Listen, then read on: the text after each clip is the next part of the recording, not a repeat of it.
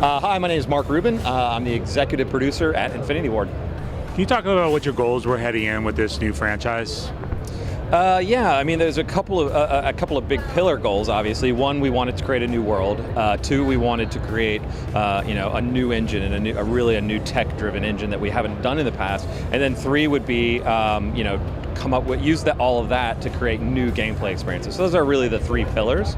But from a story standpoint, which I think the most obvious thing is when we set out at the end of Modern Warfare 3 to make another game, we didn't have an idea that it was going to be Ghosts or Modern Warfare 4. We just didn't really know where we were going to go, and we basically started the brainstorming sessions after you ship.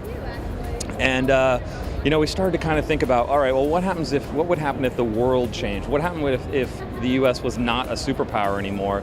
What would happen if there was some kind of mass event that caused someone else that we haven't seen before become a superpower? So it's not the U.S., it's not Russia, it's some other party. And what if that had a demonstrable effect on the player and all the other characters? So what we did is we crafted this idea that first off, we knew that we couldn't live in the Modern Warfare universe. It had to be something new. What we did is we crafted this idea of it's you and your brother, and that's how the game starts when you're younger, and you experience this mass event firsthand. And then from there, we kind of fast forward 10 years, and so from a storytelling standpoint, now you've got these two brothers who have lived through basically what this changed world is, this sort of semi-post-apocalyptic kind of America. And it really kind of helped formulate where our story would go and what kind of cool experiences that we would see that we normally would never see. What has next generation technology opened up for you from a creative standpoint? There's two parts of that actually. I think, for us, it gave us that opportunity to really go in and create a new engine. And for us, that was a big deal because we don't really focus on tech that much. I think if you've ever listened to any Call of Duty interview in the past, we never really talk tech. It's just not our thing. We don't sell our engine, we don't name it, we don't put little fancy marketing behind it. So it's not our sort of wheelhouse. So, but for this game, with that opportunity, because of Next Gen, to really go in and really recraft the way the engine works and a lot of the main systems, it opened a lot of doors for us, I feel, gameplay-wise as well.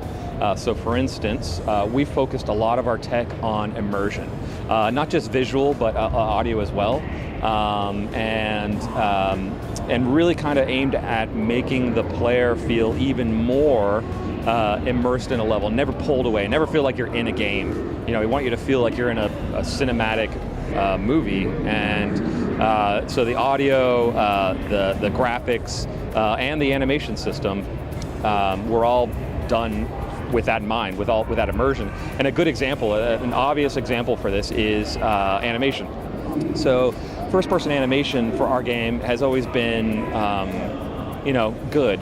But I feel like we looked at it as one of our weak points in a sense, that we have this amazing immersive environment, and you're running around. The controls are super smooth. Everything's frame rate's great, and you get to a small wall, and then you have to push a button that makes you go up and then over and then down, and it's kind of like, okay, I just got pulled out of my running through this environment kind of feel.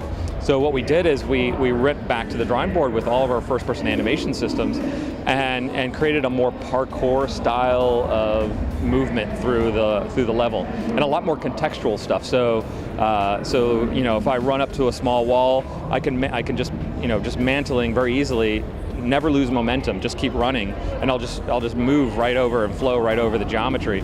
And the bigger geometry doesn't matter, it'll do something contextually different, but it'll still allow you to just kind of really flow through the map.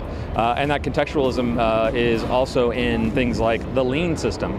So we have lean in this game, but there's not a lean button. So you basically, when you approach a corner or a wall, and you go up to it, and when you ADS, it will contextually lean you out.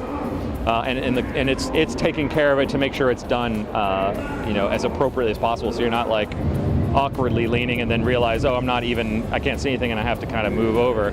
So we try to take care of that for you.